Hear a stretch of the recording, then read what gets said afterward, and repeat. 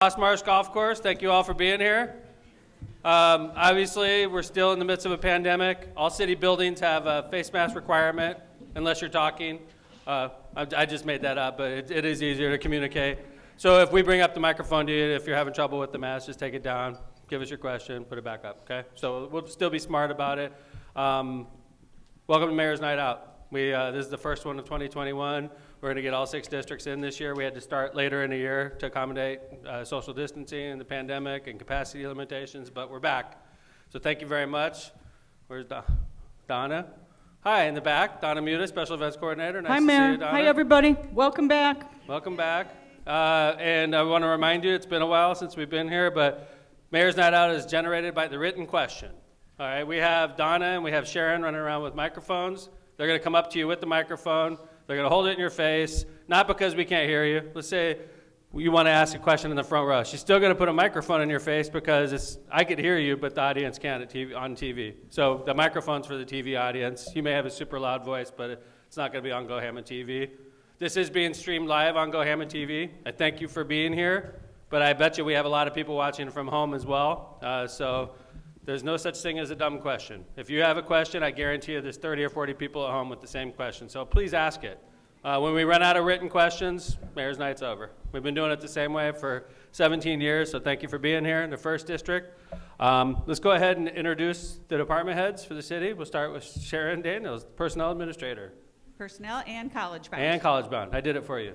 Thank you. Okay. Bob Vale, Building Department. Mark McLaughlin, Water Department. Megan Flores, City Controller. Carmen Paniagua, Housing Authority. Marty Wilgus, Hammond Sanitary District. Jim Alms, Sewer Department. Jim Talon, Park Department. Jason Donovan, Public Works. Chris Campbell, Information Technology. Chris Sakalaris, Legal Aid. Brian Poland, City Planning. Africa Tarver, Planning and Development. Ron Novak, Environmental. Jeff Smith, Fire Department. Andrea Edwards, Zoning Administrator. Dean Button, Engineering. Jaime Prieto, Water. Phil Talon, Chief of Staff. Kevin Smith, Corporation Counsel. Mylan Krasinski, Port Authority. Nicole Sullivan, Lost Marsh Golf Course. Andy Short, Hammond Police. Jeffrey Long, Hammond Police. Ann Anderson, Economic Development. Alana Miller, Community Development.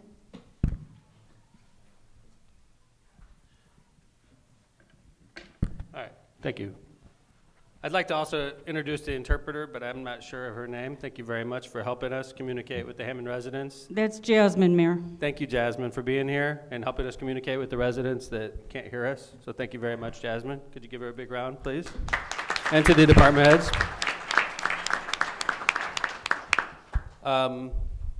I want to start off by saying the dome project scheduled for here was an April Fool's joke. Okay, let's just get that out early on. This is not going to be part of a giant $53 million dome project. That was our joke this year. Some people took it very seriously, which made for a good April Fool's. So anyway, that was, we are receiving $53 million from the federal government through the latest COVID Relief Act passed by Congress and signed by the President of the United States. School City Hammond gets 45 million, something like that. So between the civil city and the school city, there's a lot of relief coming. I could tell you that we recently assembled what we call the Capital Improvement Board, where 62% of gaming revenue that comes in goes to the Capital Improvement Board. I'm a big fan of, the Capital Improvement Board is all about capital improvements, obviously, streets, sidewalks, infrastructure improvements, flood control, things of that nature. I'm a big fan of using most of the $53 million on the Capital Improvement Board. I'm a big fan of it. The way we assembled it, I can't commit to that right now because we're still finding out the rules on how to spend that money, but you will see a massive amount of infrastructure improvements with that money, which is why Congress gave us the money. They want us to help stimulate the economy.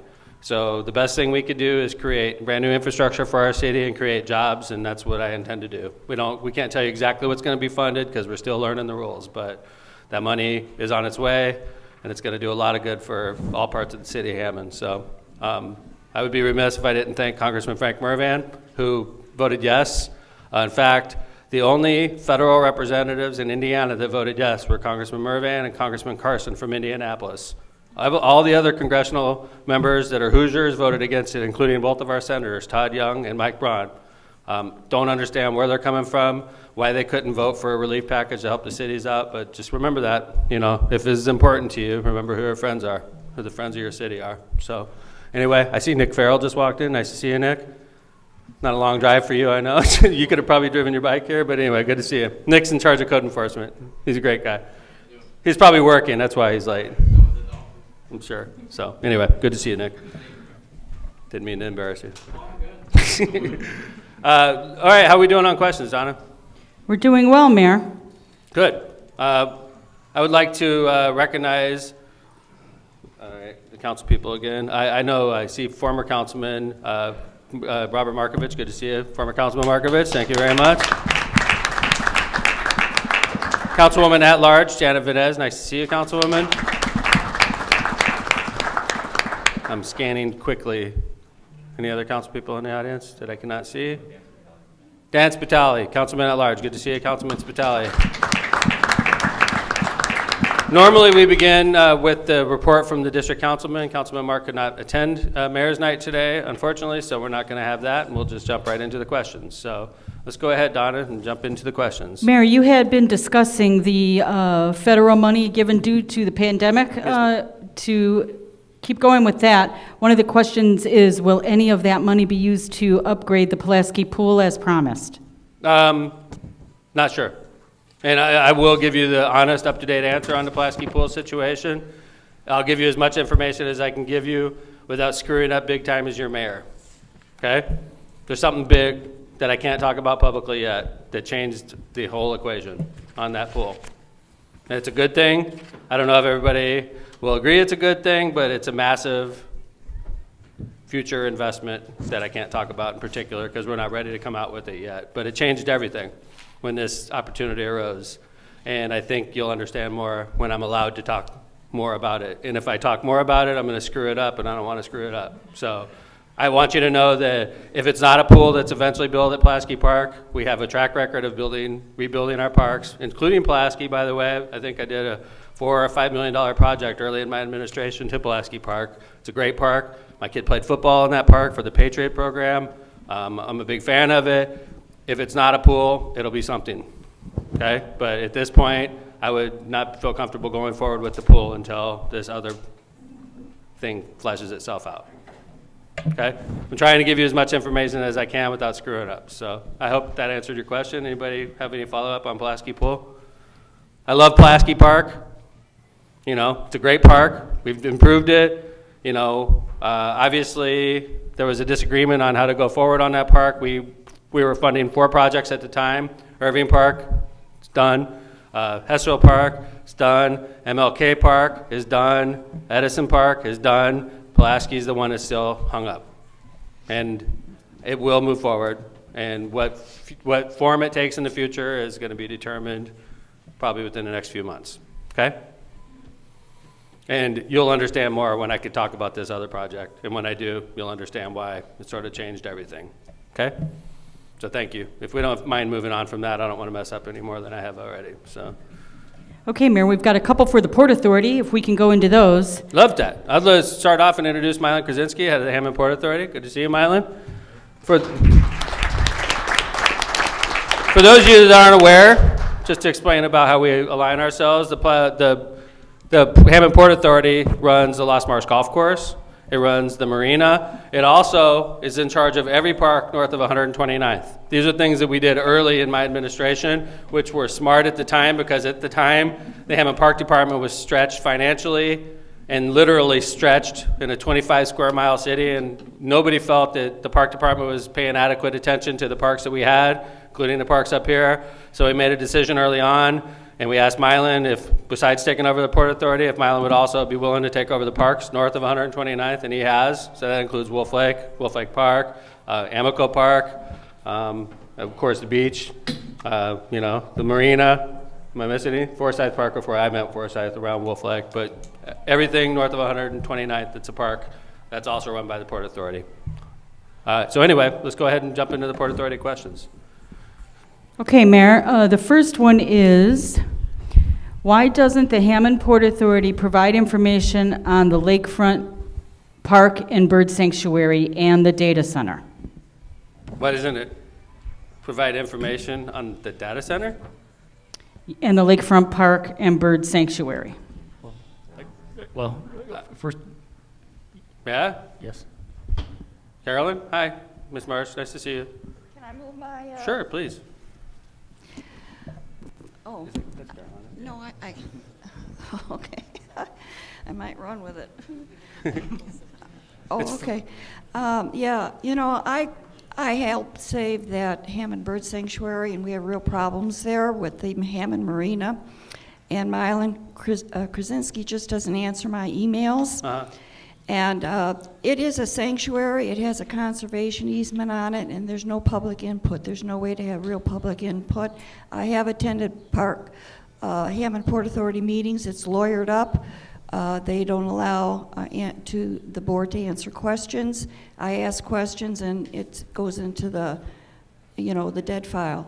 But we have some real problems there of how they're cutting the trees and trimming the trees. And just recently, it was leveled just on the west, the north border, where the data center is and the Beamster Borough property is. They cleared all that. So I asked you and others, what's going on there? I can't get an answer. Okay. So simple questions aren't answered. And I don't know if you have told them not to talk to me or what, Ms. but Marsh, I would never we say are that. concerned about that lakefront. It's the only lakefront that Hammond has that is outside of the whiting management.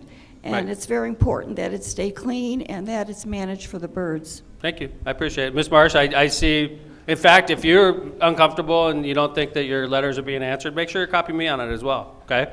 That's a way. So if you're sending a letter to Mylan and the Port Authority, put CC Mayor McDermott on there, and I'll see everything you're sending to him. We don't ever blow off a letter. Every letter that's sent to City Hall, it's addressed to me, I read. And it doesn't mean I'm the one. A lot of times I'll give it to Phil, or I'll give it to Mylan, or I'll give it to corporate counsel, and they'll follow up the details for me. But everything that comes in is responded to. I know I've seen letters from you before, Ms. Marsh. Now I'm going to pass off to Mylan and Kevin to talk specifically about, the bird sanctuary. I guess you guys are doing improvements. We'll start with the sanctuary. We work a lot with the Parks Foundation. And we also work a lot with the Department of Natural Resources, who has control of that easement of that property. So we work a lot with them. A lot of the questions that come our way, we have to go through the proper channels to get the answers. And sometimes if the answers aren't acceptable, then folks get all upset. But the answers are the answers that we could give at the time. Moving to the data center, which is not part of the Port Authority property, but is close to us. I understand. I know what you're talking about. It was a bit of a mound to our west, immediate west of the beach, and that was leveled and cleaned up. It was not the nicest area. So I think the ownership out there decided to clean up. That they haven't explained it to me, and there's really no need to go and ask them what's going on. It's their property. Thanks, Mylan. Kevin, could you also address, I guess, the concern that the Port Authority Board doesn't let Ms. Marsh speak or let the public speak?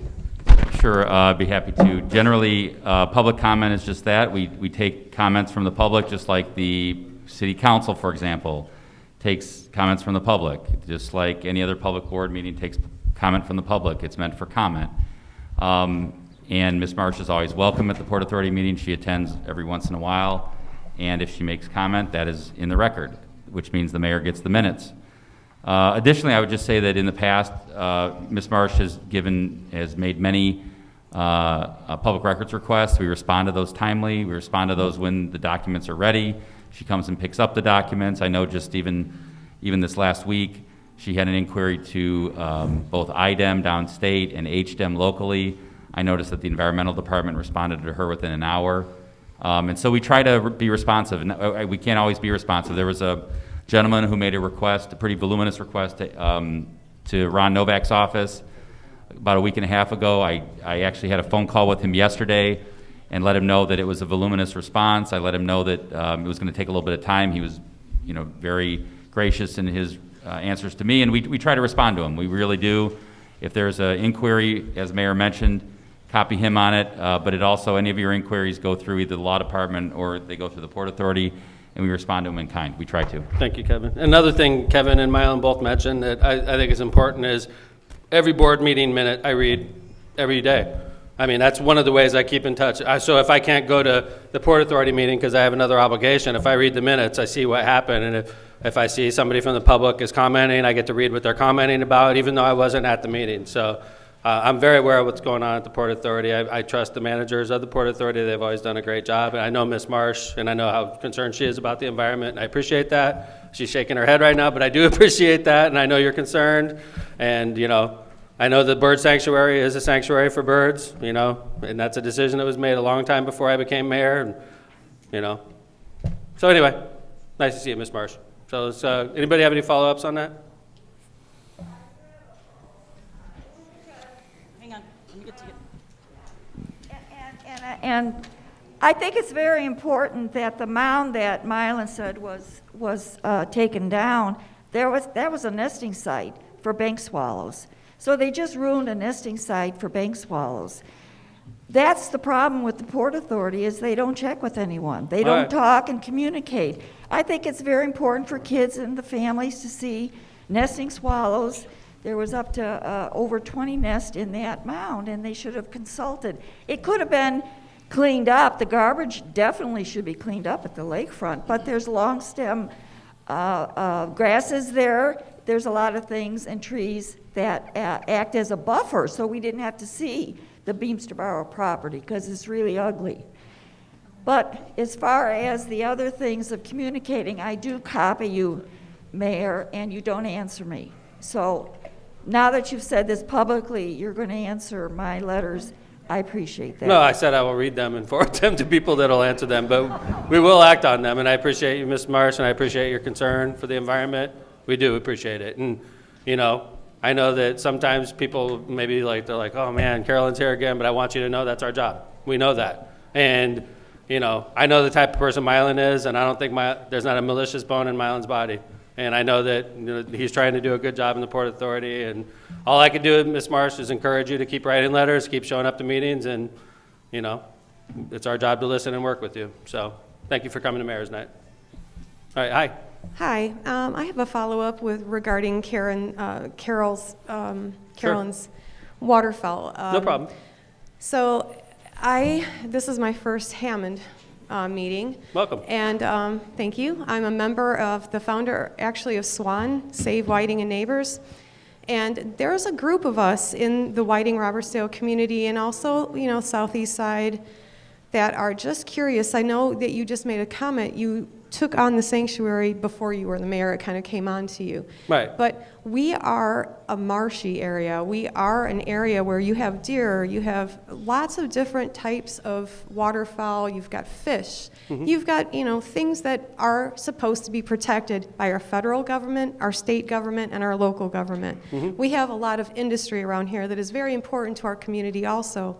And we have to work hand in hand. The transparency, though, is very much non-existent. When we are hearing that certain corporations and companies are reporting things that have gone into the water, into the air, and they're reporting to ITEM's reporting to HDEM's reporting to you, Port Authority is saying, take these dead animals and throw them in the garbage, when DNR is telling us, call them, we're gonna come and pick them up. I had USDA at my house picking up a dead goose, a healthy dead goose. We don't know what Cargill put in. We don't know what these companies are putting in. We just need transparency, and if we can try to do that, it would lessen all the paperwork, all the emails. If everyone would report to you, you could report to the community and say, we've had a spill, we've had a leak, watch out ice fishermen, watch out people on the lake that are kayaking. There's something in the water and we don't know what's going on. There's not. But if we can work as a community like that and find out what is killing these waterfowls, what are killing the beavers, what's going on, you know, it would be a lot smoother. And I think being that we are a destination city, we are a place where people want to come visit, but if there's so much pollution and this pollution is making news, who is going to want to come here and breathe in particulate matter, or come here and go on the water and have their kid fall in Wolf Lake and ingest water that you're not sure what came out of Cargill? Okay. These are the transparency issues that I am asking Hammond to address. This is my first meeting. I'm in an open public forum right now, ma'am. That's transparency. I challenge you. Go anywhere in this entire area and find a similar type of meeting for transparency. I've been doing this for 17 years, so I know you just got here. I've done this for 17 years. I go out into the public and take open questions. I don't think you're going to find too many mayors that do that. A. B. I'm going swimming in that lake in a month. I'm going to dive in. I'm probably going to swallow water. I'm going to swim my best to swim a mile, okay? It's going to take me 45 minutes if I don't drown. I know more about that lake than anybody in this room because we test it. I have no problem. I'll jump in there right now with my wetsuit on. There's nothing wrong with that water.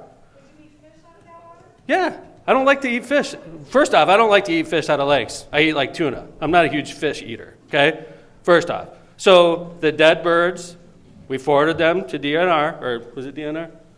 DNR. They're doing autopsy. We haven't gotten results back from them. Hey, we have an X-ray fluorometer. That's the name of it? XRF fluorometer. Costs $40,000. I don't know how many other cities have this. We went out and got it a few years ago because we want to be proactive when it comes to lead issues, when it comes to impurities in the ground. It tests for multiple impurities. I asked Ron and HDEM staff to go up and down the channel when we had these birds dying, and how many different shots did you do? 27 shots. We didn't find anything in the ground. We did, hold on. Ma'am,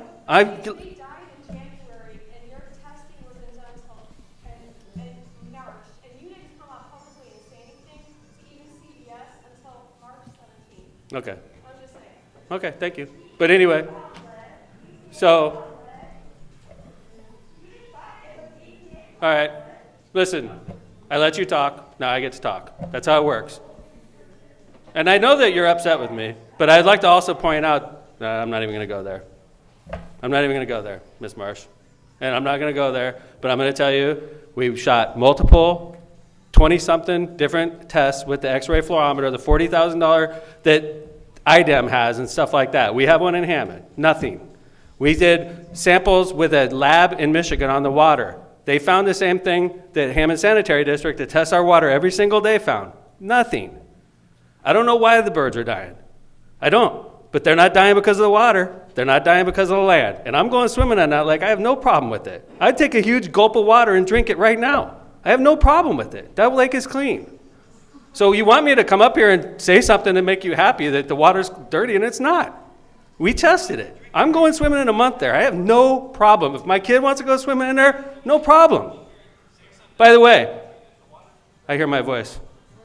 I went jogging around the lake a couple times the past week. The beavers are doing quite well. Okay, they're wiping out every tree in Wolf Lake right now. Okay. They're doing quite well. We put up chicken wire to protect the trees. They're chewing through the chicken wire, so I don't think it's hurting the beaver population much. Any other questions on this? I'm not trying to get frustrated. I appreciate your concern. Yes, sir. Well, first off, we have to wait for the microphone. I apologize. Good afternoon, Mayor. Hi. I was wondering, in reference to the same topic, by chance was the EPA involved in any of this testing, air, water, what? And such? US EPA? No. We sent the results to IDEM and to DNR, Indiana DNR. Right. Sure. Hi, sir. Let me stand up. Yeah, we got, me and Susie here and some of our friends, we're the ones that got some of them sick geese that were on the lake, on the channel. I'm sorry, I'm having trouble. Could you? Me and my girlfriend here, Susie, and some of our friends on my block here, we're the ones that got some of those geese that were sick and took it from the Maysville Channel. We got them off. They were all lopsided, laying back.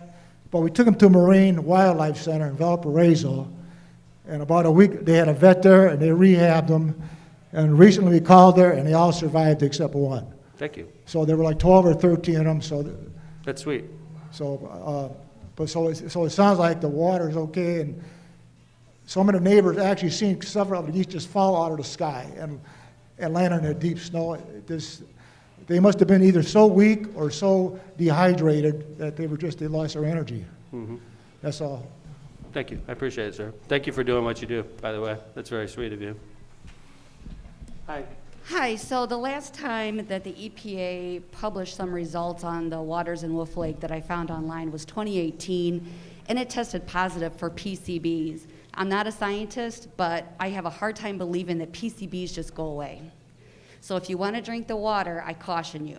I would drink a big glass of it right now. I really caution you not to do I would that. drink a big glass of it right now, and I wouldn't lose a moment's sleep over it. Also, everybody in this room, if you go to the EPA.gov or .org, you can find all of the Cargill facility reports. And even as late as April, for the last 13 quarters, Cargill has been in significant violation of VOCs. And Cargill refuses to do anything about it. Thank you. Okay. Any other questions? All right, let's move forward. Still on the Port Authority? Address what?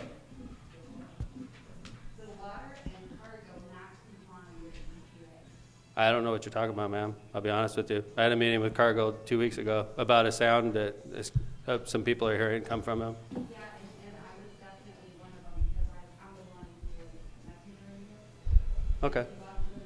Thank you.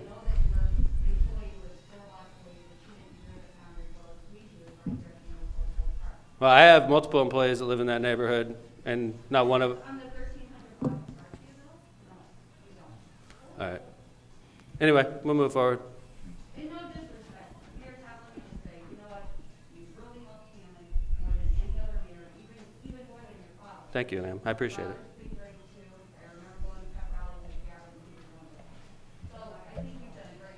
I appreciate it.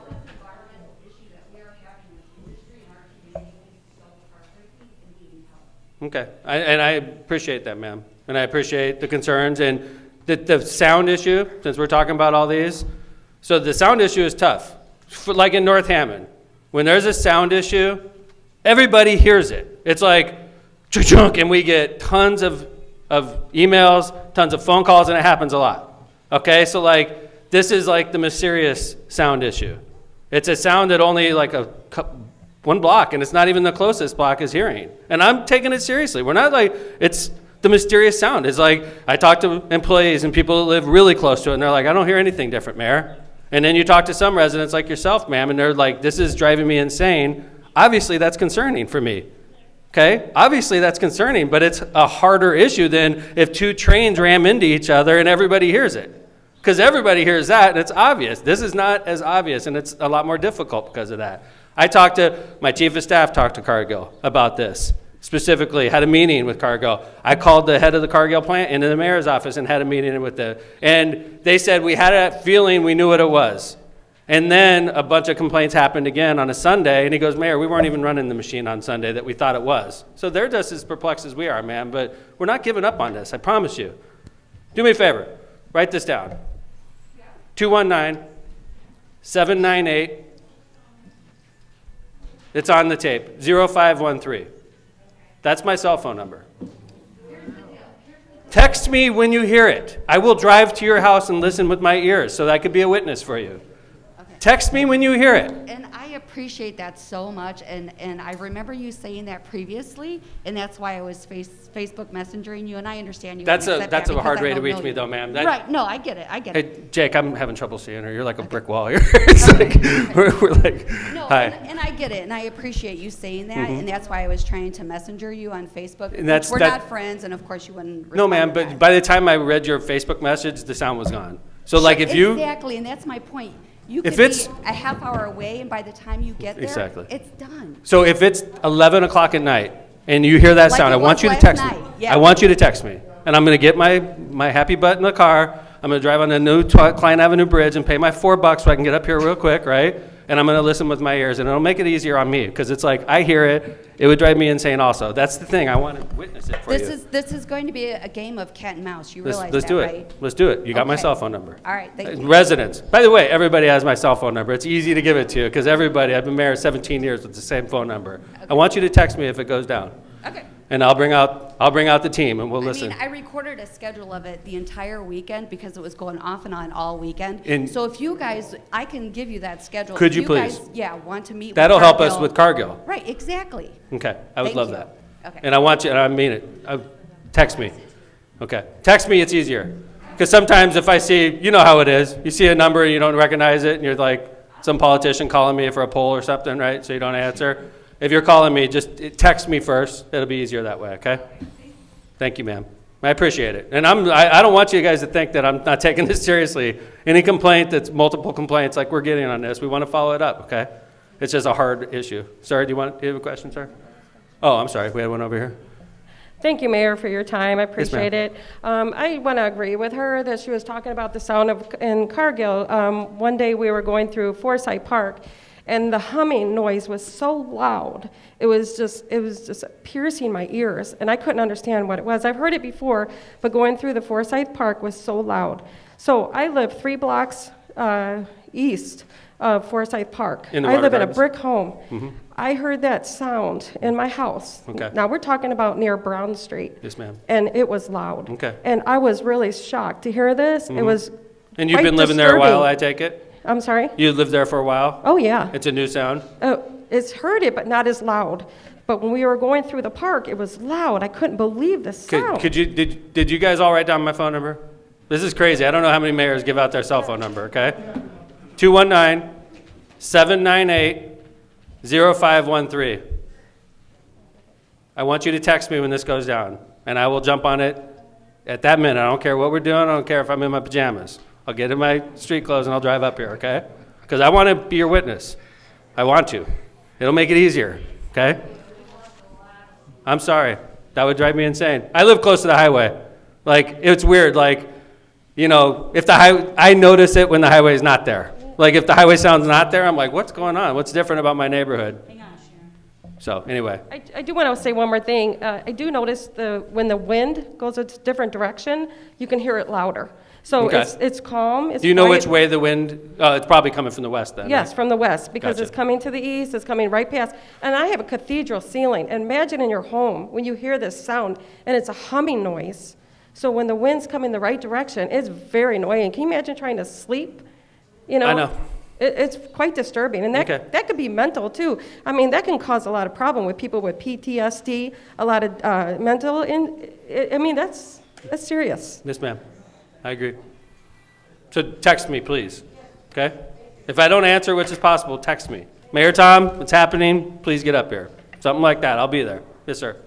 Mayor, I live on 1500 Brown also. Yes, sir.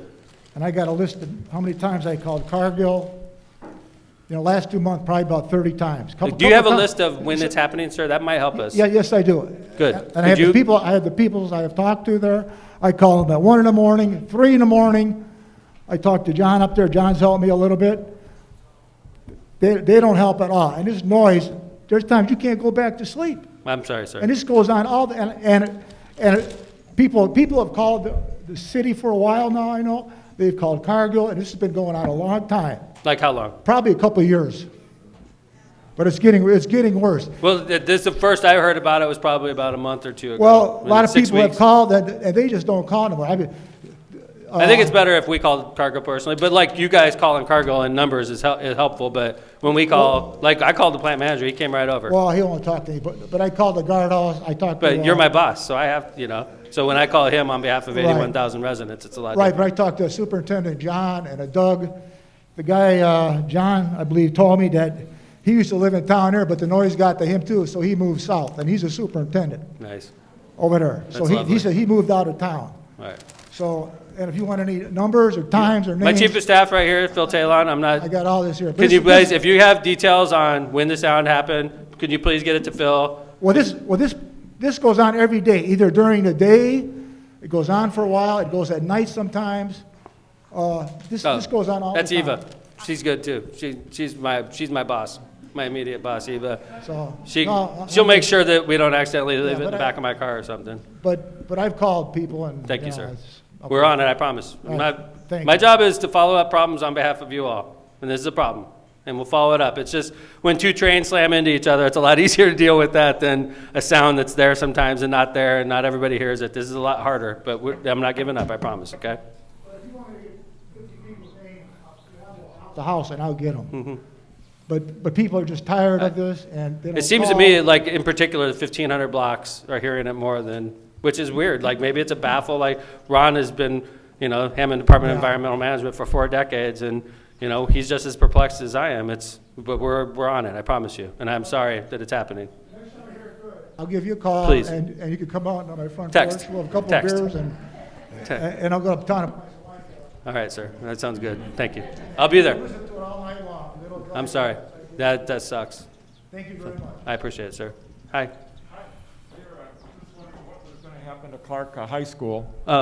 Yeah. As far as property-wise, is it going to be torn down or made into homes? Sure, or- good question. And the Clark Field and everything, what's going to happen in the Sure, future? I'll answer that. And I want to remind everybody, I appreciate that, and I'm going to answer it. But when we're on a topic, we try to stay on topic. And this is more a written question, but I'm going to answer it, and we'll stay on Clark High School since it's super important where we are, okay? So Clark High School, we're done, hopefully we're done with the noise issue. I understand people are concerned, and you understand that we know about it, and we're following it up. The issue about Clark High School, what's that? All right, I'll come back to you. Hi. 10:25 yesterday last night. I'm calling the police. They said we're not going to do anything about the noise from Cargill. That's me. I'm letting dispatch hear the noise. I was told by dispatch, if I call again, they're going to send the police to my house. Well, we wouldn't probably follow that. And I waited. I said, bring them over here, and they can hear it too. No one showed. The noise kept going. That's my point with the noise. How long have you lived there, sir? It's a new noise? 4 years. Yeah. 4 years ago it started? But now I want to get back with But the has it noise gotten issue. worse? So you say about 4 years, I'm asking like a legit Yes. question. To answer that? So like 4 years ago it started and it's gotten worse? Yes.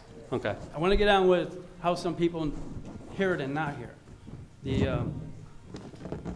The tornado super weather thing that spins around. When it's facing Cargill, that's fine when I'm in my front yard. But when it blows right at me, I have to put my fingers in my ears or I'm going to have some damage. So it's just where it's focused at. It's focused at 13, 15, whatever. Where we're hearing it. We're hearing it. We're not making this up. I'm not saying you're making it up, sir. Okay. That's why I gave you my cell phone number. I want to be your witness.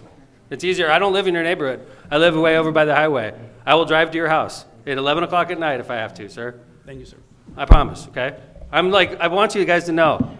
This is something I'm aware of. Like, I'm intelligently answering your questions because we've had these debates in City Hall. This is hard. I'm not giving up on it, sir. I promise you, okay?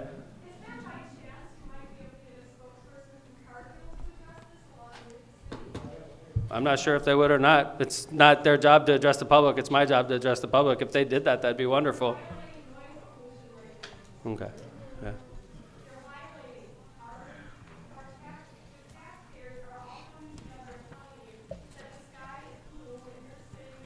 All right, thank you, ma'am. That's not what's going on. I appreciate you being here, though. Any other questions?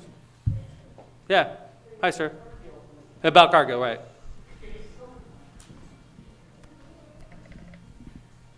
With the Cargill thing, in the summertime, they usually put perfume in the air. So your residents don't got to listen to all that stuff. I can't hear you, sir. With the Cargill, they put perfume in the air because it stinks so bad. Right. So when it gets to 80 degrees, you'll have that issue. But also with the Cargill thing, you got cockroaches that big, they paint them so they know where they come from. That's what them guys say. But other than that, the noise, who knows? I haven't been in there a while. But Okay. What the hell? Thank you, sir. Yeah. If I see any painted cockroaches, I'll know where they came from. Thank you. By the way, my wife and I were running around the other day, and, it's what, anyway, I appreciate the concern. Is there any other follow-up on this? Thank you very much. Now, the gentleman had a question about Clark High School, which is obviously a great question to ask in this part of the city, considering the school city Hammond is about to move out of Clark High School in a few short weeks, leaving it vacant. We had a deal with the school city going back to even when Superintendent Watkins was in charge of the school city that we wanted Clark High School eventually, and especially the athletic fields, which is where it started, and we want to build a new neighborhood there of single-family houses. And more like higher, not higher end, but higher than we're used to seeing in the city of Hammond, like a nicer neighborhood with bigger lots. A new firehouse is also planned for that neighborhood. We're going to replace Station 2 with a new firehouse right in that same neighborhood, right in, literally very close to the current. But that's the plan for the athletic fields, okay? I love that plan. We'll fill it quickly. There's a demand for single-family houses and new construction in Hammond, okay? As far as the actual school itself, there's a couple of obstacles. I want that also, and we want to, you know, I couldn't tell you exactly what we want right now, but I want to make it clear that it's going to be an asset to the neighborhood. If you're on Stanton, if you're close by, we want it to be an asset. You know, I don't know what form that takes, and we do have a stumbling block with the state of Indiana right now.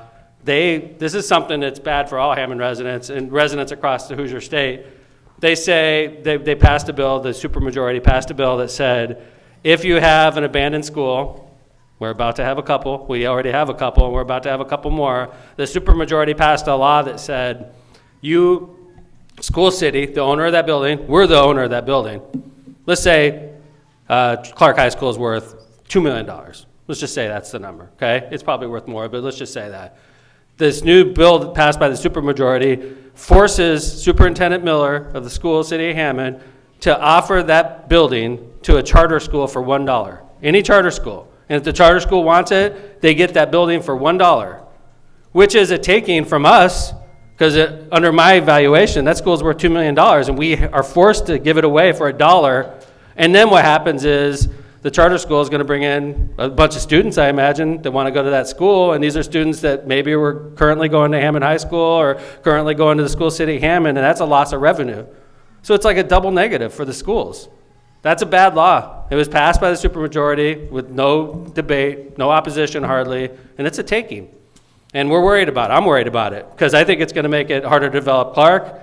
I mean, it's going to make it harder to develop Gavitt. There's a couple other empty schools that we want to develop as well. It's going to make it harder to develop. And quite frankly, you know, I see what's going on in the city of Gary with the proliferation of charter schools, and I realize that Hess is a charter school, but that's the only one we have in our city. And I don't want Hammond to become, you know, like Gary with the number of charter schools. Because what's going on in Gary with their public school system, all these kids that used to pay for teacher salaries in the Gary school system are now going to a charter school, and the money follows the student, which leaves the Gary school city strapped.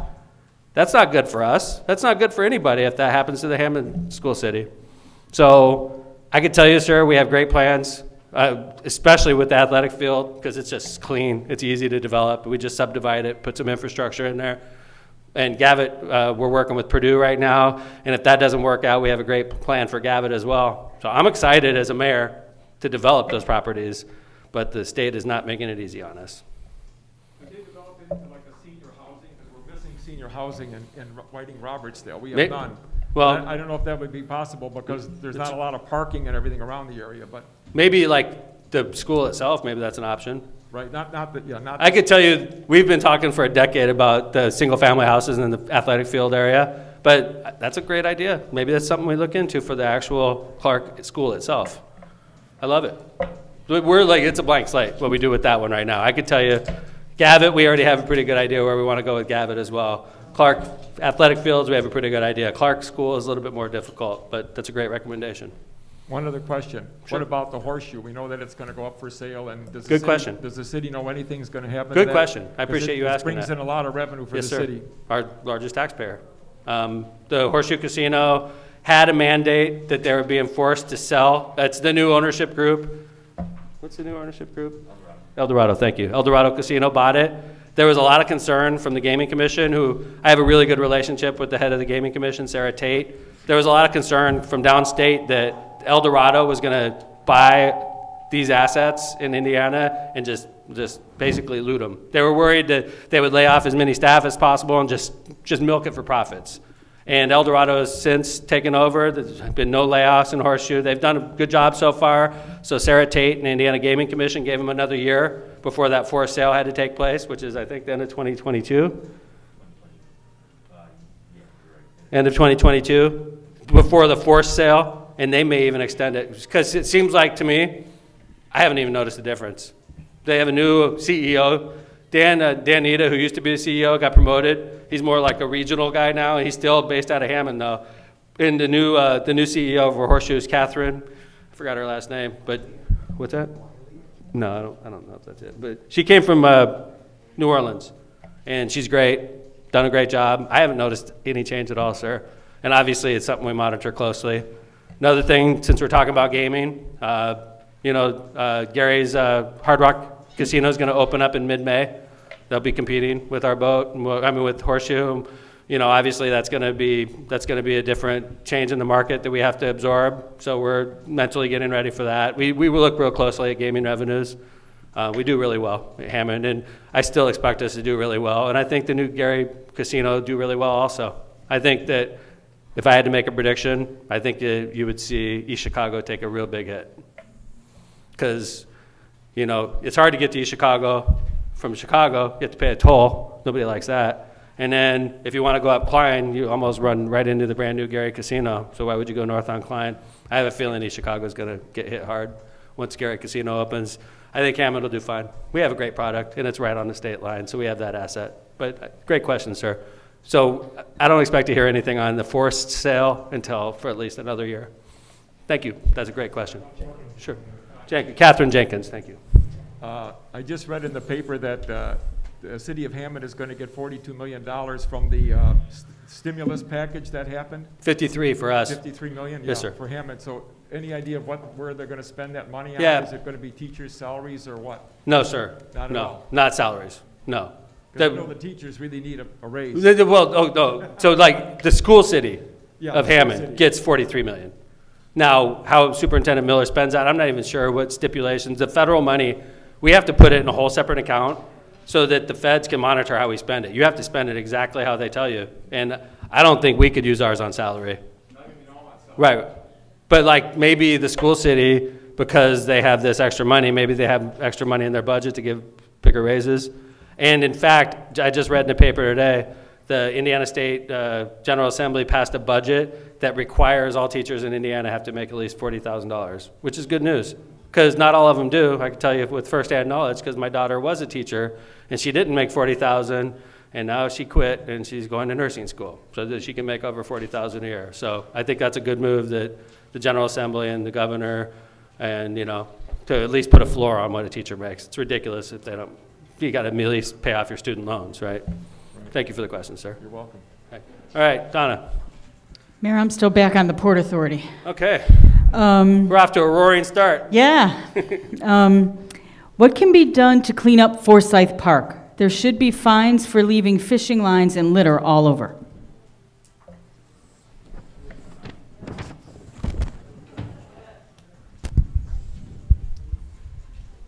I don't disagree. We try our best to clean up the shoreline. Maybe some of the fishermen out there should take some responsibility themselves. We know we have garbage cans out there. We empty the garbage cans regularly. We do try to do as much pickup as we possibly can, but sometimes people have to police themselves, Mayor. And it's true. They have to clean up after themselves, and we try to remind folks of that. But it's not an easy thing to do these days. And you do have staff working 24/7 on the grounds.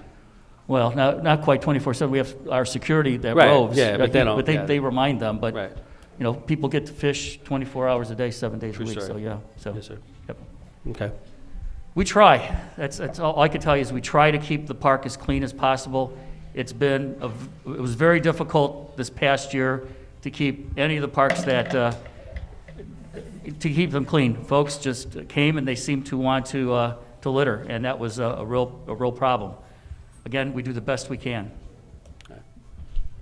Donna? I'm sorry, Mayor. The next question. What is the latest on the Polyjohn plastic spill of April 3rd? Ron Novak, head of Hammond Environmental Management. We were just talking about this today with IDEM, Right. coincidentally. We've been working with IDEM to gather the information on that particular discharge, working with the Hammond Sanitary District, Hammond Port Authority.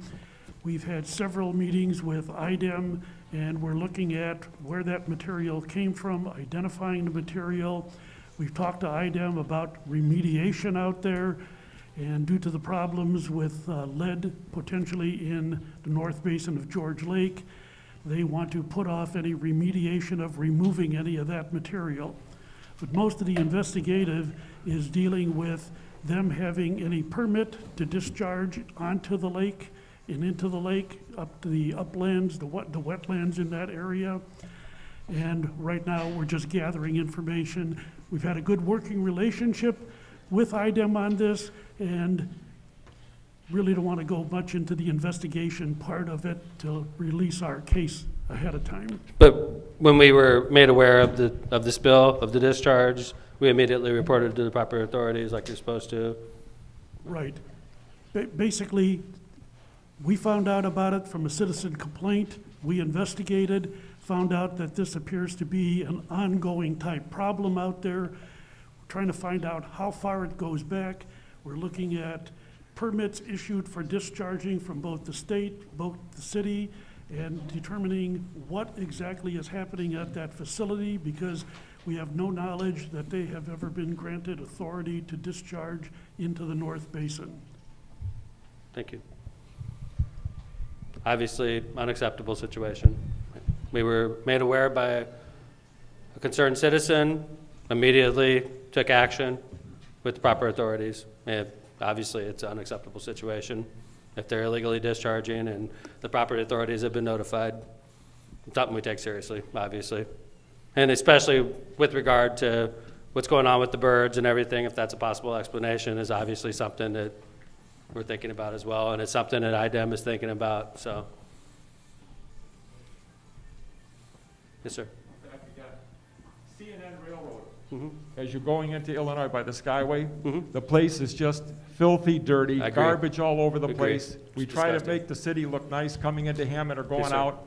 And even in the Chicago You side know what? now, that's looking bad too. I It's know horrible. Tom Daberden had a big article in our paper, local paper, about that they're not a very good neighbor. No, CNN and Cargill both, he said.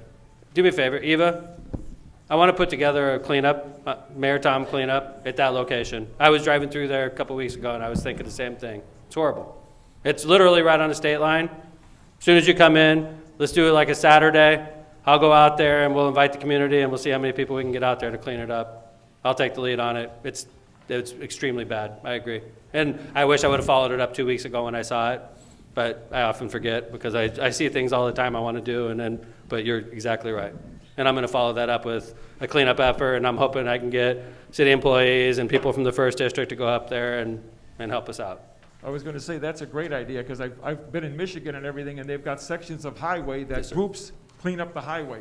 And it would be a great thing for even people in the neighborhood and everybody to get involved in the whole Yes, sir. city of Hammond. I will. I'm going to do it myself. Because I think it's a great thing. I hope I have help. I'll be on board with you. Thank you, sir. I appreciate you bringing it up.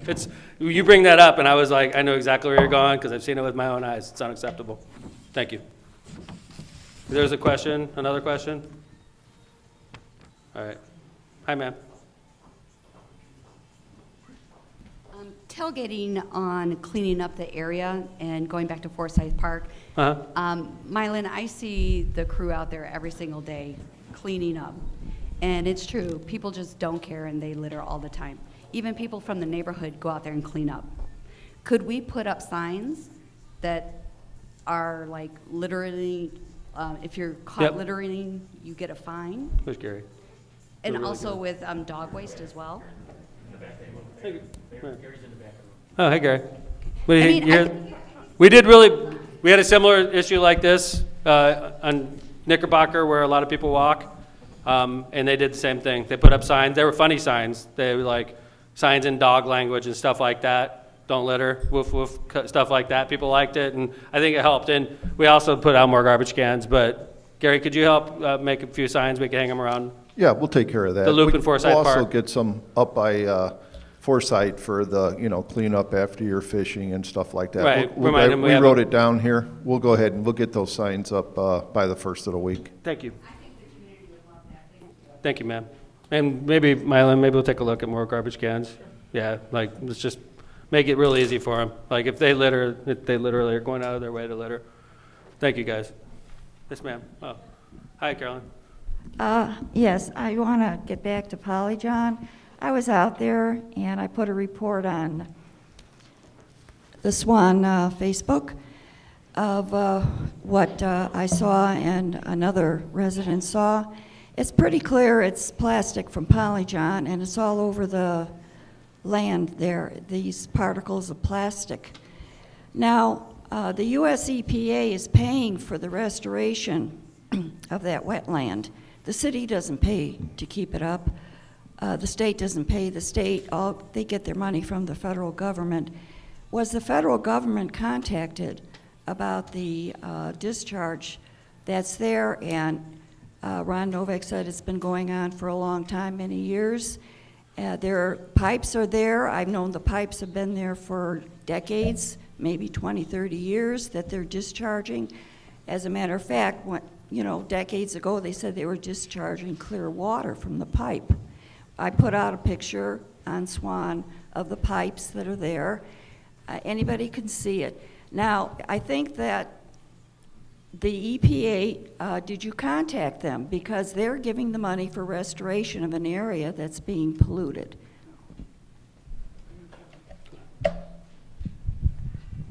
Okay, there's two issues out at George Lake. North Basin, discharge of plastic pellets. The material we found in the South Basin is styrofoam, two different materials. We're looking for the source of both of them out there. The conservation easement that is on the North Basin wasn't paid for by EPA. We got money from EPA to study what to do with the North Basin, and the citizens wanted a conservation easement. That's what they got out there.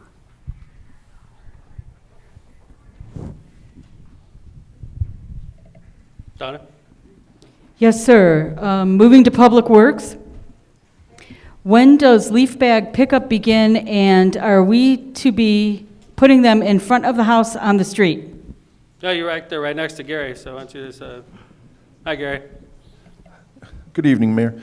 It's been kind of a crazy year, I guess, not so much for the region where you have rain, snow, and sun all in the same day.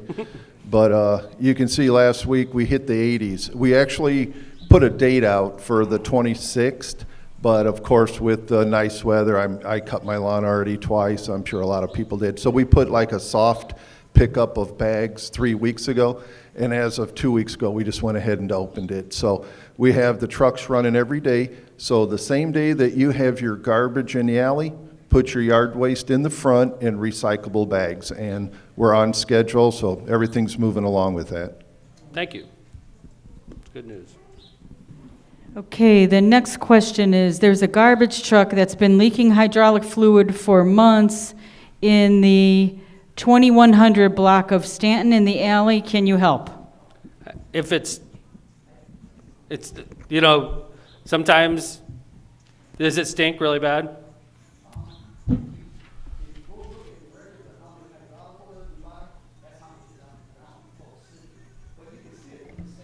Yeah.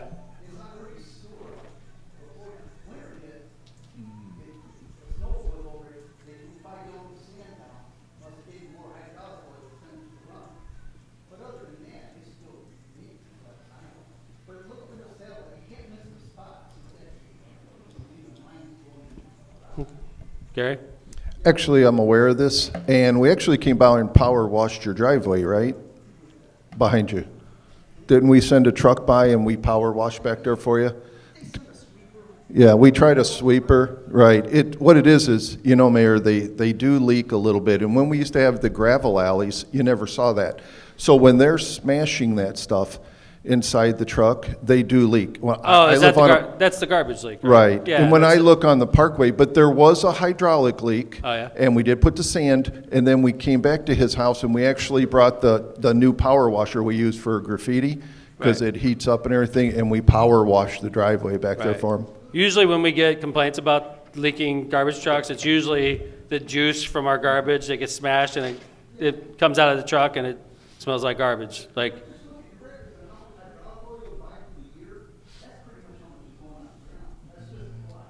oh.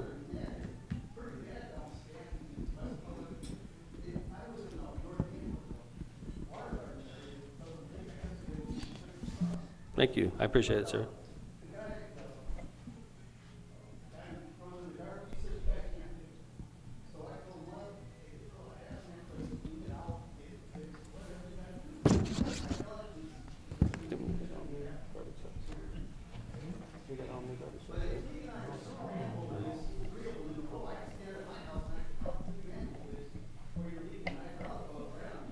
Okay.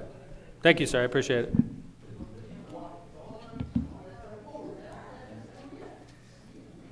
Okay. Thank you, sir. Thanks for the question. Moving forward on police matters, Mayor. Uh-huh. Neighbors on the 800 block of Bauer Street have loud music and litter all day and night, yet the squad car sits at the end of the block to catch speeders. How can you help us? I've written and called over and over. Okay. Chief, how's it going? Hey, how you doing? Your first mayor's night. Yes, it is. You're like sitting over there quietly while I'm getting my butt kicked, and now it's your turn. So, welcome to the. This is our new police chief, Andy Short, and next to him is our new assistant chief, Jeff Long. So give us the short and the long of it there, Chief. 800 block of Bauer. We will have our officers over there. We'll start tonight. If you said it's happening at nighttime, it's the first time we're getting that call. But I will check into it and make sure that we do have a unit over there. They normally start up around 11 o'clock at night. Thank you, ma'am. And they have loud music. First of all, we have elderly people. Yes, ma'am. Mm-hmm. Thank you. We have elderly people on our block. Most of our men have died off, so it's just a bunch of women. Okay, ma'am. At this house, the owner owns it and his grown children live there. They don't work. Yeah. Every problem that happens at the store on Carroll, they come straight to this one house. Yes, ma'am. It's in disarray, it's Okay. in disrepair. They just got their water cut on after a couple of years. Their lights are always off. Gotcha. And they come into our backyards and they steal our water. And then I work at home, so the music during the day, I can't work upstairs and have the doors open. And then at night in the summer, I can't sleep because they're out there. And then every morning, there's a bunch of litter every single day. You're doing the right thing right now. I appreciate you. And we have something we call the unwelcome wagon. Like when you run into situations like this where you have bad neighbors and like sometimes you send the welcome wagon out to welcome people. We have an unwelcome wagon. Can I And text you at night when it's happening? yes, ma'am, you got my number. You got my number. And I'd like to also point out that the captain of patrol is in here. The captain of all the uniformed police officers is right over there, Rob Bunner. Rob, could you raise your hand?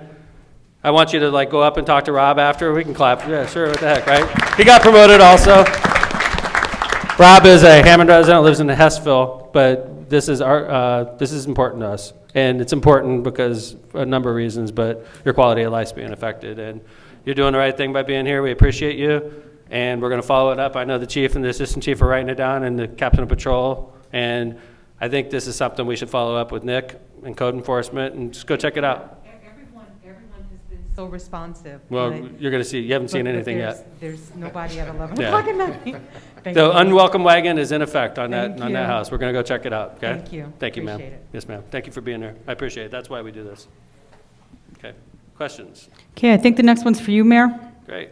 We're a large city and we don't have public transportation. The cabs only transport seniors, people on dialysis, and we would like to know what will you do to help us get around this large city? There's a lot of people without transportation. Government's failed you in Northwest Indiana. It has. And it should be a regional busing system that gets you to all parts of Northwest Indiana. That's the answer. The answer, what Gary's doing with GPTC is noble. I appreciate it. The taxpayers of Gary are paying for it. I don't think it's effective personally. I think the bus system, if it was regional, would be way more effective, and I support that. I don't support buses doing circles in Hammond. And the thing is, this goes back a number of years. I've been mayor for, this is my 5th term. I know most of you are aware of that. When we created something called the Regional Development Authority, this is over 10 years ago. Hammond pays $3.5 million to the Regional Development Authority. One of the things that the RDA is supposed to do with our money is what they call a regional bus system. The RBA, they called it. I was a big supporter of it. I gave the RBA buses. I gave the RBA, I want to say $1 million. I wanted them to succeed. Their vision was a regional bus service, so if you get on a bus in Hammond, you can go to Gary if you want, you can go to Crown Point if you want, you can go to Dyer if you want, you can go anywhere in the region. That's the answer. What we were doing in Hammond wasn't working. It was, you could see it in the numbers, you could see it in the empty buses, it wasn't working. And it was, as many people rightfully complain about the lack of public transportation, it was an everyday occurrence for me to get a complaint from a taxpaying resident that was frustrated because the buses that drive by are constantly empty. It's not because the bus drivers were doing it wrong. It's not because their route, it's because we needed a regional system. The RDA, in my opinion, should step in right now and fund this. They could. They could do that right now. They choose not to.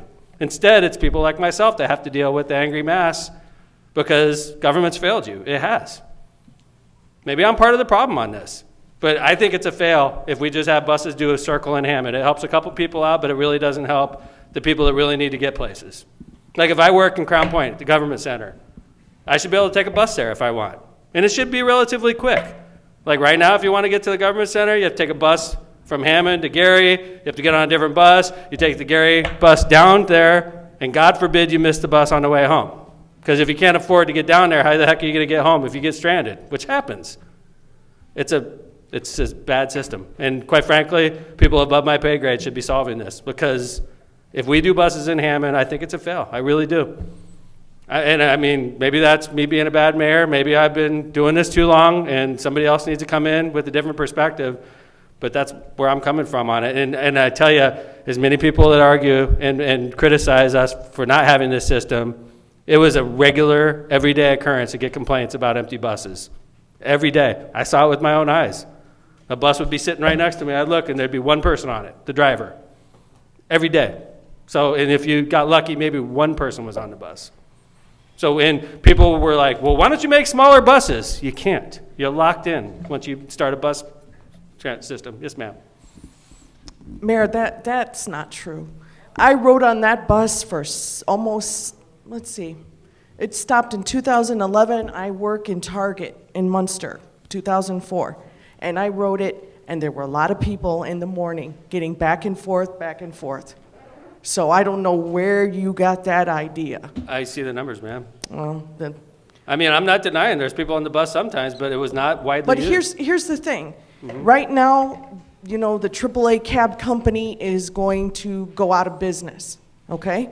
That is the only transportation that we have, like for seniors, for people that go on dialysis. Okay, we have the dial-a-ride, but that's only limited hours now. So for the people that go to dialysis late, how are they going to get home if dial-a-ride ends at 4? Right. And it's a real problem. It's going to be a problem. No, it's a problem. I agree. And part of the reason. And it's hurting me. It's affecting me. I'm sorry. But part of the reason the cab company is going out of business is because most people are using their smartphones to get an Uber now. Do Uber or right. do. But I use the cab company. I realize not everybody could do that. I do realize that. Okay. Yeah. I realize this is a hardship for some people, and it is. And it sounds like it's a hardship on you. Oh yeah, it is. It's going to be, and it's going to start next week for me. So, and I only get 1 week. I use your bike pass going back and forth to work every day in the summer when it's nice. Even when it's like raining, I even do it. Thank you. And I have no problem with that. But sometimes I get tired, and I like to, I'd like to sit on a nice, comfortable bus and go to work and come home. I appreciate you bringing it up, ma'am. And you're right. But there's, I just want to see something get done because there's a lot of people out here. You don't realize there are so many poor people in this place right now because what happened during this pandemic. I don't want to lose my job. I agree, ma'am. I don't. I agree, ma'am. I appreciate your question, and I'm glad you brought it up. Okay? Thank you.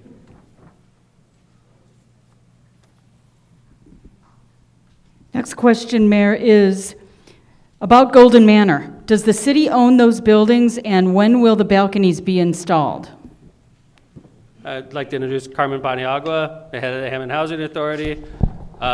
She could explain the situation with the balconies and the Golden Manor, which is not under our control, but I'm sure she'll explain that. Yes, and this unfortunately has been a situation over some years.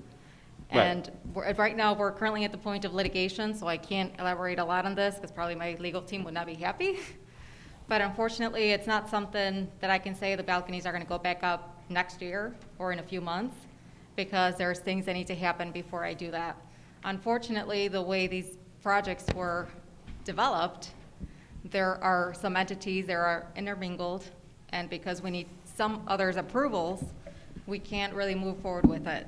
Like I said, I would love to say we're going to put them back up next year, but unfortunately... But are you in charge of the day-to-day operations of that building? Or? No, we have a third party for the day-to-day operations. We own the building. Right. However, again, the way they were set up, it's not something that we can ideally say what to do or what's going to happen at the end of the day. And the balconies were taken out of commission because of shoddy construction, basically, and they were dangerous, right? Correct. They were basically falling apart. The decking was detaching from the building, which in order to prevent any casualties or anything happening in the building, we moved forward with the demolition of those. So we did remove them. And the doors are basically pinned shut, right? So They are right. secured from the outside, yes. Right. Which, it was better than, that was obviously a tough issue, but it was better than moving everybody out like was being discussed at the time. Absolutely. That was the best thing that we can do in order to keep using the building. Okay. Any follow-ups on that? Yes, ma'am. We got one over here.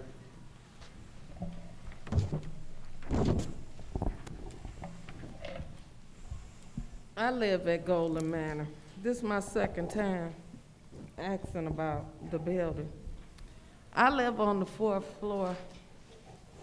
If it's a fire, how will we get out? Because in our lease, Golden Manor, well, Herman and Kittle, we got so many names over there, so I don't know, I can't keep up with them. Herman and Kittle is the Right. operator of the building, right? Okay.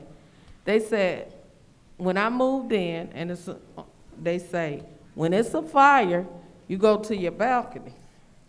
Well, the balconies are gone, and I understand what Carmen did. She was trying to keep people safe. But if it's a fire, I'm on the 4th floor, so I can't go out on the balcony. So what other, can you have Golden Manor or Herman Kittle do some kind of ladder from the roof, do something, because it's a lot of people in there ain't gonna be able to get out. Yes, ma'am. Good point. Carmen? And actually, I know Jeff is getting ready to speak on this one, but really quick, I just want to mention the building is sprinkled 100%. So we do have a sprinkler system in the building, and there are fire separation doors. And then probably Jeff can elaborate a little bit more of how they would empty out the building. Chief Smith, how you doing? Good, Mayor. We're familiar with the problem at Golden Manor. Our inspection department has been talking with Carmen about it.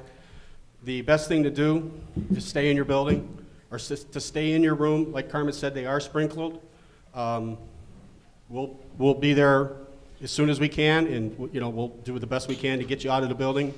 I also have one of my inspectors, Danny. Danny, if you could talk to her after the Dan, could meeting. you raise your hand? Yes. To the fire department, y'all have been there several times to get residents. Not saying y'all not doing y'all job, but a few times the elevator was out and one of the ambulance men was mad because they say that's a safety issue too. If the elevator's out and you trying to get somebody off the 4th floor, all I want is I stay there. And We need to have peace when we lay our head down. We've had issues with the elevator recently. I know the call just came in yesterday, I believe, for an elevator problem. If we have to get you down the stairs, ma'am, we will get you down the stairs. The elevator is a big help. And is, I'm able to walk down the steps, but I'm speaking on other people. They handicapped, some is on walkers. And it's a Hammond policeman, mother stays on the 3rd floor. He said he was gonna say something about it too. She stayed on the 3rd floor. All I'm saying is, I'm happy that y'all did get the balconies down, because some of them wasn't unsafe. Mine was sturdy, but other ones wasn't safe. All I'm saying is, can you have them do a fire drill with the residents in there so they can know which way they can go? I know I can go. Ma'am, how about we have the fire chief, the fire Okay. inspector answer. Danny? Yeah, so what we'll do is that we both have Carmen's number. There's myself and Phil Schringa. We will, basically, we'll talk to Carmen, and we will set up a fire drill for you guys. We'll come and we'll talk to every resident, make sure everybody wants peace of mind there. You know, with the balconies not being there, everybody gets worried if there's a fire. So even your door has a 2-hour fire separation. So when you're in your room, it's sprinklered, and unless that fire is in your section right there in your apartment, you're safe for 2 hours, okay? So next couple of days, we'll be in contact with Carmen, and we will set something up. Myself and Inspector Schringa will both come out there and go door to door with you guys. Thank you, Danny. And another thing I want to point out is, besides, you know, the balcony situation, we also filed a lawsuit against Herman and Kittle to try to take over management and control of that building and to void the contract that we have with them, because they're doing a horrible job. And it's frustrating for us because we get the complaints from the resident and we're sort of powerless to do anything because Herman and Kittle is trying to make a profit off that building in every way possible. And we hired a law firm, and they've talked to you. I know they've talked to you specifically, and they've talked to a number of the residents. They're working very closely with Carmen, and we're suing Herman and Kittle to try to get out of that contract as we speak. So not just with the balconies, we're also doing legal maneuvers to try to rectify that unacceptable situation, ma'am. And it is. And I would ask you to please talk to Danny after the meeting, ma'am. He's right here, and the fire chief, and we'll work specifically with you to try to help resolve your issues, okay? Thank you, ma'am. Thanks for being here. Danny's a fire inspector, by the way, so he's the right person to talk to. And I appreciate your recommendation, and I think that's a great idea, Danny. Thank you. Mayor, is it possible to get speed bumps installed at Forsyth? People speed through there and run over the geese, and along the roadside, people near the side of the road in the park. Good question. I know the geese are angry. I had one chasing me the other day when I was running out there. Mean goose was eyeballing me. He had a problem with me from the moment he saw me. Those things are fast too, by the way, and I was tired. So, Mylan, besides the mean goose problem, a recommendation for speed bumps, and do you get people driving high speed? Because it's sort of a tight. I mean, if you mess up, you could end up in that channel. I mean, do you have a problem with people going real fast? Sometimes they still do, Mayor. They still drive too fast. Yes. So they're legal, right? Yeah, you can put them in. Was that, it's a park road, so we probably oh, you're right. can. It is a park road. It's not a city street. I have no problem with it. I don't know how the Port Authority feels about it. You talk to the Kevin? board. Snow plows? Gary?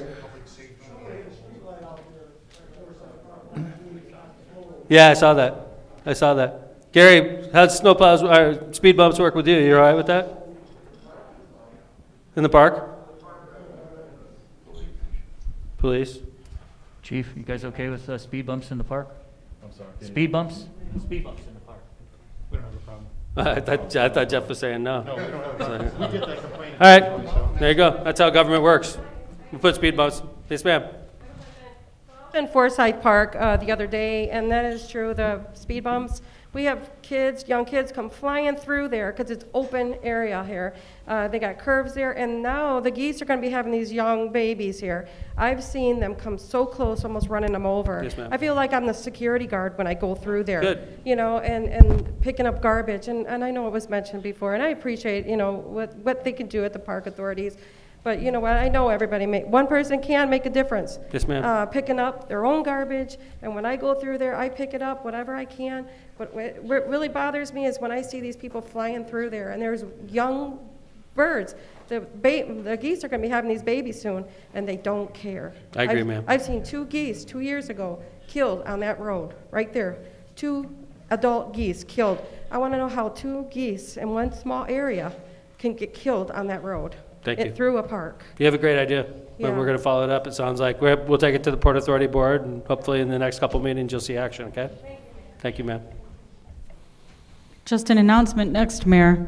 The Whiting Robertsdale Crime Watch Group would like to announce that there will be a meeting on May 13th at the Mascot Hall of Fame, and the speaker will be Mayor Steve Spibar. Okay. We have completed the written questions. Whoa. Okay. Well, I see a couple other questions, but I want to talk about an issue that I'm going to voluntarily bring up and let you know that we're also monitoring this situation that applies in this neighborhood, which was the main reason we were talking to IDEM today, which is the situation where the EPA cleaned up a few properties, contamination from federated metals. And since the EPA cleaned up a few properties, Ron was so good to go out and purchase this new machine that we have at HDEM. And we went out and worked with neighbors of about 100 homes. And we voluntarily went in, with your permission, went into your front yard, went into your backyard, did a number of tests. HDEM did all this work, which is, by the way, a lot of communities to do this kind of stuff would have to hire consultants, pay them big bucks to do this. We did it with our own staff. And we have, basically, if you're within 6 blocks of federated metals on the Hammond side, we have your house on a map. We know what your ppm readings for lead were in the front yard and backyard, outside of a few houses whose homeowners did not want us to work with them. And you have to give us permission to do it, okay? Now, I want to make a couple things very clear. We've been reading about lead in East Chicago and lead in the ground in East Chicago, and it's true that they had a situation in East Chicago, and it's true that in Hammond and Whiting we have a situation, but the readings in East Chicago were so much higher. It's hard to even compare. I want 25,000 parts per million for some reason is sticking out in my head. 91,000 parts per million in East Chicago is what they were finding in people's yards, which is, it's dangerous, extremely dangerous. For kids, it's extremely dangerous for anybody. What we're talking about in Hammond is more like 250, not 90,000, 250 parts per million, 400 parts per million, which is unacceptable. And we're doing something about it. But when people try to equate what's going on in East Chicago, where it was a lead plant, and what's going on in Hammond, Robertsdale, Whiting area, it's not even close comparison at all. It's lead over there, it's lead over here. However, the magnitude of the problem they had in East Chicago is so much worse than what we're dealing with here. Nonetheless, we are pushing IDEM, pushing the US EPA to let us do the work ourselves. There's some talk in Robertsdale, Whiting area that the US EPA wants to make at a Superfund site. And we do not want that. I do not want that. I don't think the residents want that. Now, the advantage of going Superfund is you get paid for by the federal government. Over the next 10 years, they would probably come in over 10 years, maybe longer, and eventually they would clean it up like they did with a few properties already. If we do this ourselves, it's more like 2 years with no Superfund designation. Now, we are talking to US EPA about this. We're talking to IDEM, and we're getting pushback. They're uncomfortable with us moving forward like this, and I'm uncomfortable waiting. I think their plan's gonna take us a decade, and in the meantime, you're gonna have to say my home's in a Superfund site, which is not acceptable to me. And the magnitude of the problem in Hammond is relatively small compared to our neighbor, Whiting. I don't want to get in particulars. It's not my job to talk about the magnitude of the problem in Whiting, but in Hammond, it's literally 100 homes we're talking about. And even using the EPA's ridiculously high numbers, the EPA did a few properties, what, a dozen properties, Ron? couple years ago. They did a dozen properties, and they cleaned the properties up at $50,000 a property. And I was like, are you kidding me? $50,000, the house could be worth $120,000, and the US government was doing $50,000 worth of work. They scoop out 3 feet of your soil. We have to properly dispose of it like it's radioactive material. We're literally like, it's like we're cleaning up like a Superfund site, and it's not. But if you had 2 trees in the front yard, you'll have 2 trees when this is all done. They'll be baby trees and replanted, but your yard is put back into the same condition it was. We want to do that ourselves through HDEM with the blessing from IDEM. So let's say this lady has a house in that area and she wants to sell her house right now. I don't know how much luck you're going to have. And if you do, let's say you want to get 150 grand for your house. If they find out you possibly have lead problems in your yard, maybe they're like, hey, I'm only going to give you 130 because I don't know what I'm buying, right? And a lot of times you're forced to sell at the lower price. It's just not fair to our residents. That's why I don't want to go the process they want us to go. When I say they, it's IDEM is really pushing us hard not to do it ourselves. They want us to like partner with Whiting and do it in conjunction. The magnitude of the problem in Whiting is way worse. Not the levels. Not the levels. The levels are the same pretty much. It's the number of properties in Whiting that are affected. Think about Federated Metals, where it sits. Think about the prevailing winds where we are right now. Typically, the prevailing wind, Ron, is what, north, northeast? West and southwest. Think about where that goes. If it goes west, if it goes southwest, it's heading into Whiting. If it's going north, it's heading into Whiting. It's not very often that it would rain lead in Hammond. It was raining mostly in Whiting, and it's a Hammond plant that was polluting it. We're talking in the 30s and the 40s and the 50s, by the way. This happened a long time ago. Now we're cleaning it up, and that's a good thing. We want to clean it up. We're getting pushback from the state. They don't want us to clean it up. They want us to wait. I want you to know where we're coming from. We want this to go fast. We don't want that designation if we could avoid it. I want you to be able to sell that house. I don't think it's fair that 100 of our homeowners are going to be with their hands tied, when you're going to be held hostage to what the buyer's willing to pay. So that's a situation that's been going on. I know that we talked a lot about water, and we talked a lot about birds, and those are important also. We talked about air and noise. Those are super important. This is personally, I think this is one of the biggest issues facing this part of the city, and it's in Hammond. It's easy, way easier compared to what Mayor Spebar is dealing with in Whiting. Now, that's a tough situation over there. It's way more properties involved. So anyway, I just wanted to point that out. I don't know if you have any follow-ups on this. We'll be right there.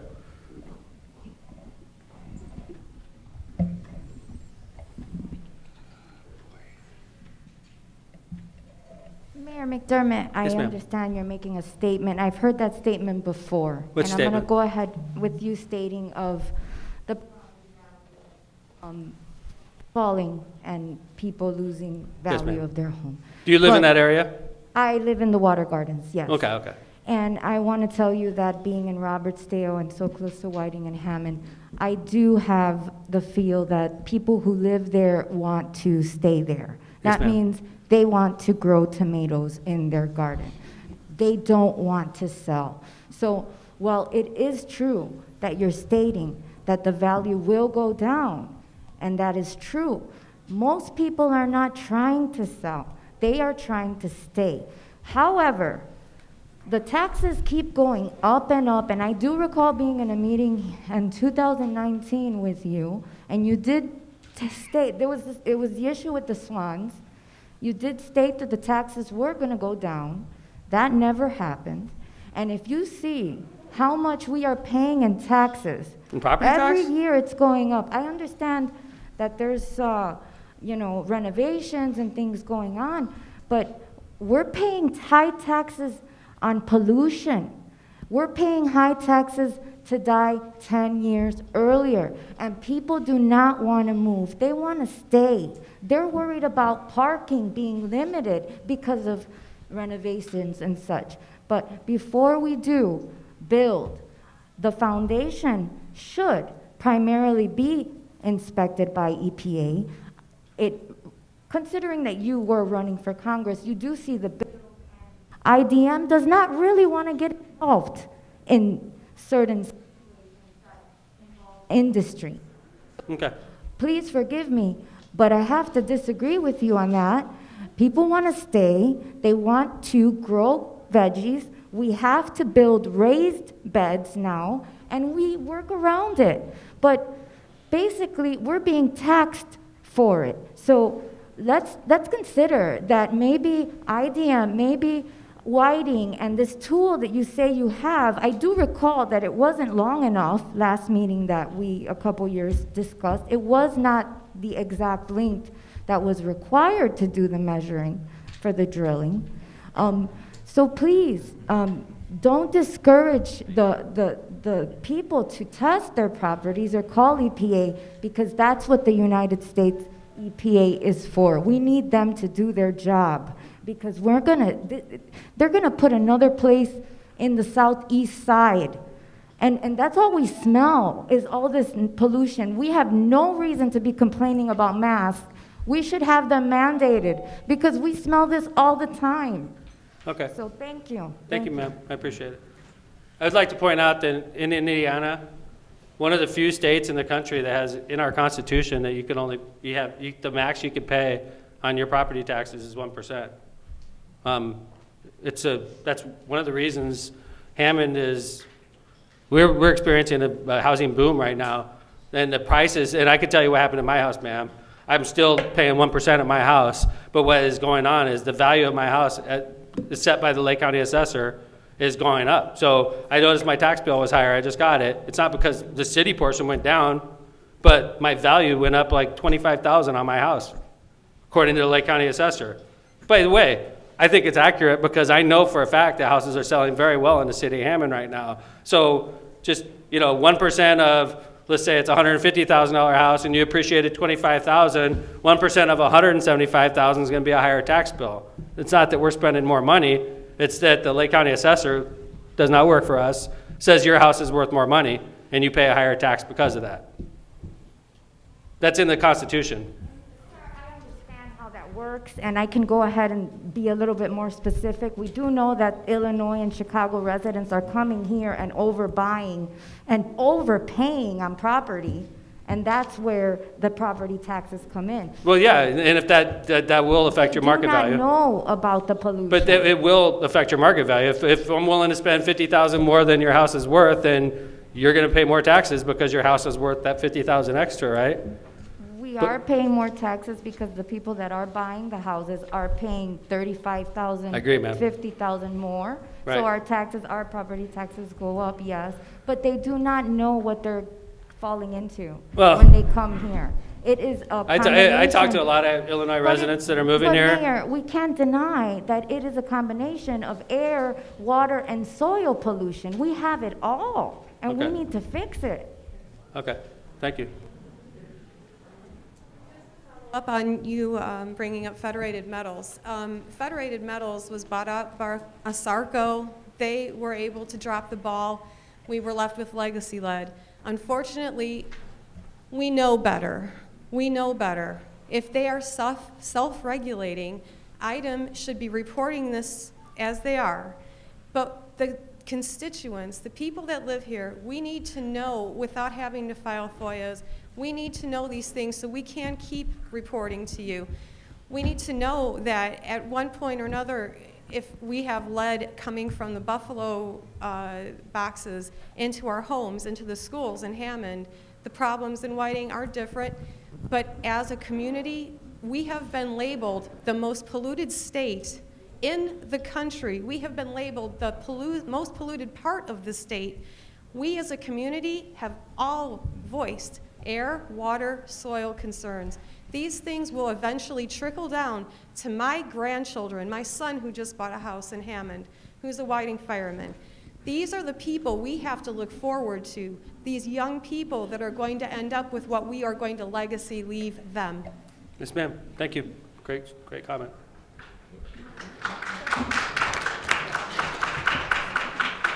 Mr. Mayor, I just want to say, what is happening with Whiting Metals? Because they're for sale. Are they shut down, and are they going to go bankrupt like Federated Metals and then leave the government, the taxpayers, to pick up the bill and clean it? What is the status of Whiting Metals? Thanks, Ms. Watt. Whiting Metals has asked IDEM to revoke their permit They are no longer in operation.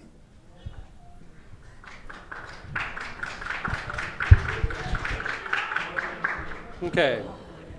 Any questions left? Okay, we got 2 questions left. We usually do this by written question, so I'm going to do these last 2 questions and we'll call it a night, okay? Yes, ma'am.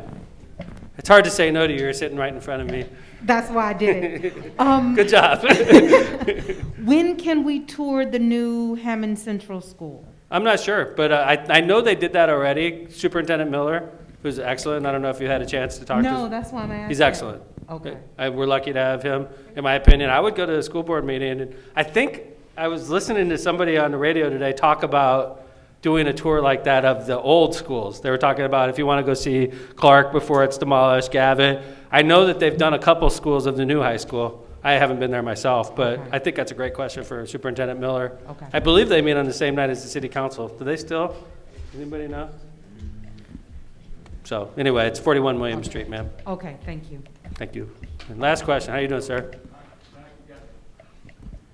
Any idea of when NDOT is going to pave Calumet Avenue from 120th to 5 Points? They were supposed to do that a couple years ago Good when they question. repaved, but I'm wondering if anybody knows if they're going to. That's a great question. It's all potholes now. And my engineer hasn't had one question, which is extremely unusual. So let's invite him up here to answer that question, sir. Hey, how you doing? Well, thanks, Mayor. 5 points, 120 to 5 points. Calumet. Yeah, I know that last year they did some remediation to some of the segments in that area, but I don't have a report from NDOT yet, but I'll make sure I'll follow up that in the morning. Sir, could you maybe talk to Dean after and give me your address? We can follow it up. Okay? Thank you, sir. I know this was a tough meeting, and I appreciate you.